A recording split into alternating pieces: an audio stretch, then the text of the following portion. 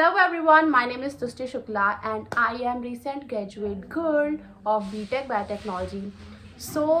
बहुत सारे लोग मुझे नहीं जानते होंगे या फिर जो भी लोग मुझे ये वीडियो देख रहे होंगे मेरे ओल्ड कंटेंट से देख रहे होंगे, बट जो ये न्यू कॉन्सेप्ट है ये मेरे दिमाग में अभी आया है और मुझे लगता है कि मुझे इस पर वीडियो बनानी चाहिए just because I just swift myself from job to preparation of CSIR. Guys मैंने अभी लास्ट डेट पे फॉर्म डाला है विच वॉज लाइक 25 और 24, यस आई गेस ऐसे ही कुछ था. मुझे पास कोई आइडिया नहीं कि मुझे कैसे पढ़ना है क्या पढ़ना है, बट मैंने एक बहुत ही अच्छा कंसेप्ट बनाया हुआ है जिससे मुझे लगता है कि मैं एटलीस्ट क्वालिफाइंग मार्क्स तो अचीव कर ही लूँगी. इसके लिए मैंने आप लोग के साथ भी मैं चाहती हूँ ये शेयर कर सकूँ जो कि मेरे जैसे हैं, जो कि लास्ट डेट पे बिना कुछ सोचे समझे फॉर्म डाल दिए हैं लाइक बिगनर्स के लिए. तो मैं भी एक बिगनर हूँ और मैं चाहती हूँ कि आप लोग भी मेरे तरीके से, मतलब मैं नहीं चाहती, ये तो आपके ऊपर है कि आप कैसे इस चीज़ को लेते हो, बट अगर बहुत लोगों के पास एक बेसिक रोड मैप नहीं होता है तो I am just here to telling you road map only कि आपको कैसे प्रिपरेशन करना है. तो सबसे पहले मेरा जो स्टडी का तरीका होता है वो होता है कि सबसे पहले मैं पूरे सिलेबस को एक हार्ड कॉपी के फॉर्म में प्रिंट करा लेती हूँ. और जैसे कि मैंने पढ़ना भी शुरू कर दिया है, इस पर थोड़े रेड मार्क्स दिख रहे होंगे. सबसे पहले मैं जो भी सिलेबस है उसको एक हार्ड कॉपी में ज़रूर प्रिंट कराती हूँ सो दैट कि मैं पढ़ती जाऊँ और टिक लगाते जाऊँ. ये एक बहुत ही नेसेसरी चीज़ होती है जो बहुत सारे लोग अवॉइड करते हैं. बहुत लोग 6-6, 7-7 महीने से साल भर से प्रिपरेशन करते हैं बट वो कुछ कवर नहीं कर पाते max to max, just because कि उनको पता ही नहीं होता है कि वो कितना पढ़ रहे हैं क्या कर रहे हैं. बस वो हवा में कुछ भी वीडियो खोल के पढ़े जाते हैं. या फिर जो लोग प्रिपरेशन कर रहे हैं लाइक डिफरेंट वीडियोज़ से, यूट्यूब के IFAS अकेडमी है, बहुत सारे ऐसे चैनल्स हैं, अब तो फिज़िक्स वाला भी हो गया है, बहुत लोग हैं तो प्रिपरेशन कराते हैं. बट मैं अभी कोई भी सब्सक्रिप्शन नहीं ले रही हूँ क्योंकि मुझे लगता है कि अगर मैं अब कोई सब्सक्रिप्शन लूँगी तो वो वेस्ट ऑफ मनी होगा, क्योंकि मैंने बहुत लेट कर दिया है. अभी सिर्फ 1 मंथ है मेरे पास क्योंकि 18 दिसंबर को इसका पेपर है. मैंने कुछ नहीं करना है. जैसे ये सारे जो भी टॉपिक्स हैं मैक्सिमम टॉपिक मैंने बीटेक में फर्स्ट ईयर से लेके 4th ईयर में कवर कर लिया है. लाइक पढ़ा हुआ है, बस रिवाइज करना है या फिर उसका डिटेल वर्जन जानना है. तो मैं मतलब मेरे माइंड में ऐसा है जितने भी लोग बीटेक करके आए हुए हैं या फिर MSc करके या फिर वॉट एवर जो भी है, तो वो मैं JRF का फॉर्म डाली हूँ. बहुत लोग PhD का डालते हैं. I am specially willing to do JRF, junior research fellowship. आप लोग नहीं जानते होंगे तो उसे सर्च कर लीजिएगा, बट जानते तो होंगे, फॉर्म डाला होगा तो ऑब्वियसली. बेसिकली इसमें 14 चैप्टर हैं जो रिवाइज सिलेबस है. सबसे पहले जो मोस्ट इम्पॉर्टेंट चैप्टर्स हैं आप उसको कवर करिए. उसके बाद आप रेस्ट के, अगर आपके पास टाइम है तो बाकी चैप्टर्स कवर करिए. बट जो सबसे मोस्ट इम्पॉर्टेंट चैप्टर्स हैं वो कुछ ही हैं, 5-6, which is very important to cover. First is the structure and function of biomolecule. ये पूरी बायोकेमिस्ट्री है. फर्स्ट पेज सिर्फ ये इतना नहीं है, जस्ट इधर तो चैप्टर के नेम है, जस्ट इंडेक्स. ये पूरा इतना बड़ा सिलेबस है और एक एक टॉपिक बहुत डिटेल्ड है और बहुत ही वास्ट है. तो आपने जो 11th 12th का जिसका भी कॉन्सेप्ट क्लियर है, जिसने भी नीट की तैयारी की थी, उसके लिए तो ये बहुत ही ज़्यादा प्रॉफिट है, बहुत ही ज़्यादा अच्छी बात है कि उनको ये सारी चीज़ें रिवाइज होंगी. उनको ये वो चैप्टर इसकी बायोकेमिस्ट्री नहीं, लाइक ये आयन्स एक्सेट्रा का जो भी केमिकल बॉन्ड्स एंड ऑल होते हैं उसे ये बहुत ही आराम से कवर कर सकते हैं एक ही दिन में.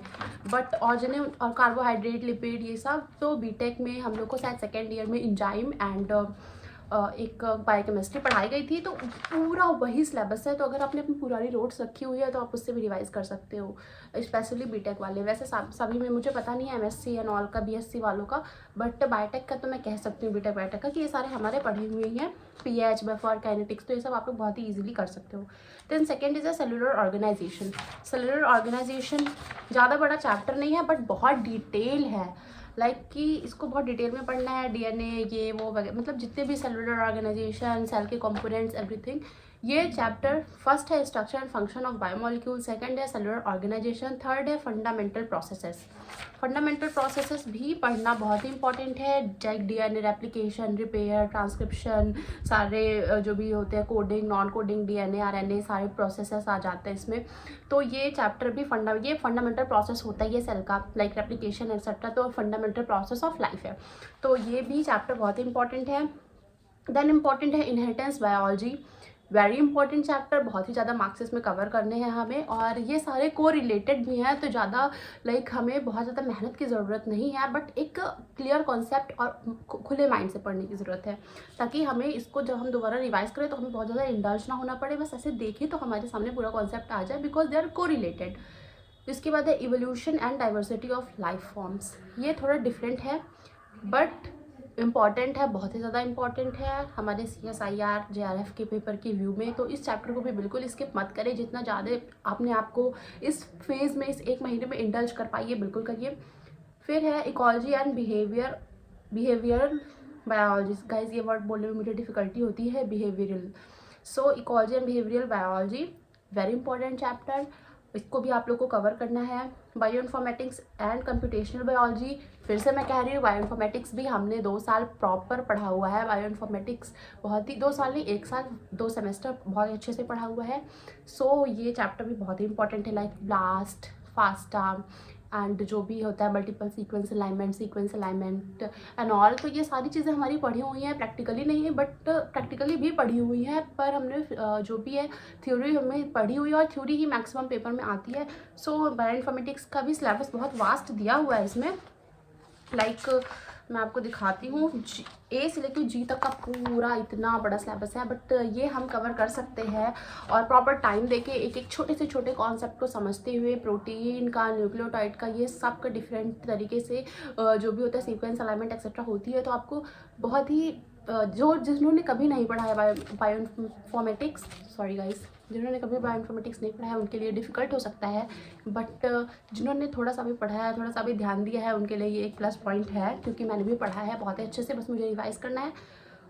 लेकिन बहुत मेहनत की ज़रूरत है, क्योंकि मैं तो बहुत ही लास्ट टाइम में प्रिपरेशन करना शुरू कर रही हूँ, बट जो बहुत दिनों से पढ़ रहा है बस उसको ये नहीं पता है कि कौन कौन से चैप्टर ज़्यादा इंपॉर्टेंट है, किस पे फोकस ज़्यादा करना है, किसको रिवाइज ज़्यादा करना है। तो ये सारे चैप्टर्स बहुत इंपॉर्टेंट है। देन है एडवांसेस इन बायोटेक्नोलॉजी। सो ये चैप्टर भी बहुत इंपॉर्टेंट है, क्योंकि अभी जो है बायोटेक्नोलॉजी बहुत ही अच्छे तरीके से वर्क कर रहा है, बहुत ही ज़्यादा फेमस हो रहा है, बहुत ही अच्छे अच्छे इन्वेंशंस कर रहा है, बहुत सारी एडवांसमेंट बायो टेक्नोलॉजी ला रहा है, बहुत ही अच्छा इवोल्यूशन ला रहा है, not in only India but all over the world. So biotechnology बहुत ही अच्छा है चैप्टर, और हमारे कोर का है, जो CSIR में आना ही आना है, तो इसको तो हमें पढ़ना ही पढ़ना है। देन फोर्थ जो लास्ट है वो है मेथड्स इन बायोलॉजी। जब आपका ये सारे इंपॉर्टेंट हो जाए तो आप लोग लास्ट में मेथड्स इन बायोलॉजी पढ़ लीजिए। उसके बाद जो बचते हैं chapter like cell communication, signalling and all, उसके बाद आप लोग ज़रूर पढ़िए। सो ये इतने जो चैप्टर मैं फिर से बता रही हूँ, unit 1, unit 2, unit 3, unit 8, unit 9, unit 10, unit 11 and 13, these are the most important chapter, जिन पे आपको बहुत ज़्यादा फोकस करना है इन एक महीनों में। सो मैंने तो तैयारी शुरू कर दी है, और मैं चाहती हूँ कि आप ही लोग सबसे पहले इंपॉर्टेंट चैप्टर्स की तैयारी कर लीजिए। फिर नेक्स्ट वीडियो में बताऊंगी कि आपको कितने टाइम में कौन सा कहाँ कवर करना है, कौन कौन से यूनिट्स पे कितना टाइम आपको इन्वेस्ट करना है, जिससे आप लोग जल्दी से रिवीजन भी कर पाएँ। So please all the best for your exams, and please please please channel को लाइक करिए, शेयर करिए, सब्सक्राइब करिए ऐसे ही इन्फॉर्मेटिव वीडियोस के लिए, एंड प्लीज़ मुझे ब्लेसिंग दीजिए कि हाँ मैं प्लीज़ क्वालिफाइंग मार्क्स तो ले ही आऊँ। So that's it for now, and follow for more such content. Bye.